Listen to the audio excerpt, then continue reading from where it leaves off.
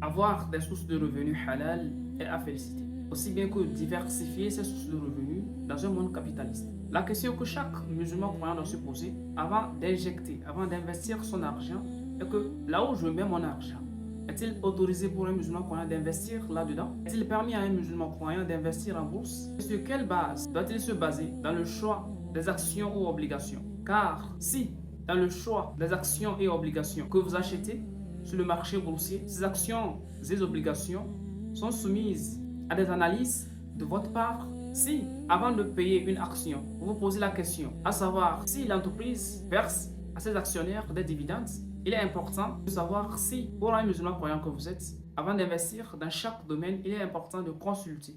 Car Allah Azza wa Jalla nous dit Fas'alu ahla dhikri in kuntum la ta'lamun. Demandez conseil, renseignez-vous auprès des savants, renseignez-vous auprès des érudits si vous ne connaissez pas. Pour un musulman croyant, pour investir en bourse, il doit se baser sur 5 critères de la finance islamique. L'obligation de partager les pertes et profits.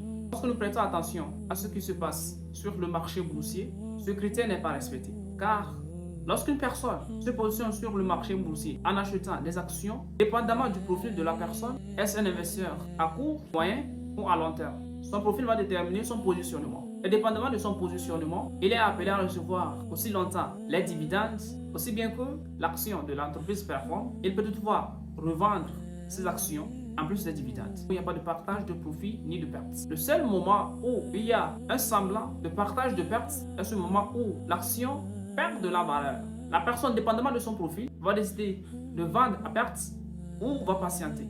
C'est le seul moment où il y a un semblant de partage de perte de profit. Au niveau des obligations, lorsque nous investissions sur les obligations, nous attendons la date limite pour recevoir aussi bien l'argent que nous avons injecté en investissant dans ces obligations, les intérêts que le temps nous a promis. Sur les marchés boursiers, il n'y a en aucun moment de partage de profit ni de pertes. Le deuxième critère dit ceci, l'obligation d'opérer dans des actifs licite. Pour dire que toute entreprise qui exerce dans un domaine qui est contraire aux principes et valeurs de l'islam, ces actions ne sont pas permises pour un musulman d'en posséder. Nous mentionnons les banques dans les jeux du hasard. Le troisième critère nous dit l'obligation d'opérer dans des transactions sur des actifs réels. Le problème au niveau des produits dérivés et spéculatifs est que nous parions sur des produits dont nous ne possédons pas. Le quatrième critère nous dit l'interdiction des intérêts. Or, sur les marchés boursiers, nous partageons les intérêts, mais nous ne partageons pas les pertes. Et pour terminer, l'interdiction du garar. Le garar, c'est l'incertitude excessive dans une transaction. Or, lorsque nous parions sur des produits dérivés ou spéculatifs dont nous ne possédons pas, nous ne pouvons pas éviter le garar là-dessus. Investir en bourse, nous ne pouvons pas dire que c'est haram, car la grande partie, le fonds de roulement de ces grandes entreprises sur les marchés boursiers provient des prêts bancaires et que ces prêts bancaires, c'est du riba. À vous de tirer votre conclusion. Waqakumullah, Allah Azza wa Jal, veille sur nous tous. Wassalamu alaikum wa rahmatullahi wa barakatuh.